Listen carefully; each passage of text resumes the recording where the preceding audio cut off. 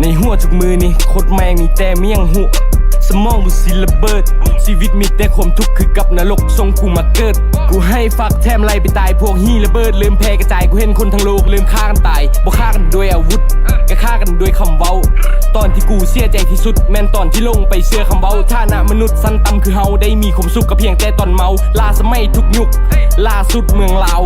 นำเทรนจนบ่มียังแดกคือกันหมดก็บ่เห็นจะแปลกแรปเกมกูขอเป็นคนแพ้ชีวิตจริงมึงจะเป็นคนแตกกินยาให้หัวกูเบาหัวสู้บ่ต้องเอามาแบกปีค่าให้กินเดาเป็นยังเบาคิดมาแจกเบายาปักเปียกเบาไล่ปักแตกสั้นคมปักเยียดกูวอกบายจกนิ้วแจกฟักเข้าบ่สนว่าลังไปสิเปียกจมอยู่แล้วแต่ก็ยังถึกเหยียบตอนมึงลงเขาก็จับมีดเสียบเฮ็ดทุกอย่างบ่ได้ให้ไพ่มักคำบ่คมเพราะกูนอนบ่หลับตอนกูเย็นเขาก็จ้องจะกัดตอนกูเดือดคือบ่เห็นไพ่ดับคิดจะพักคิดแคทคิดจะวัดให้มึงคิดดีๆตัวกูตุ้ยย้อนแฟตลืกลีนแบบผิดวิธีกลางคืนมืดมิดแต่สมองกูแซวซะตาเปิดไฟปิดจักแมนกูสิคิดยังวะตัวกูไล่น้ำมึกมึงบ่ต้องเสือน้ำลายบ้านเกิดอยู่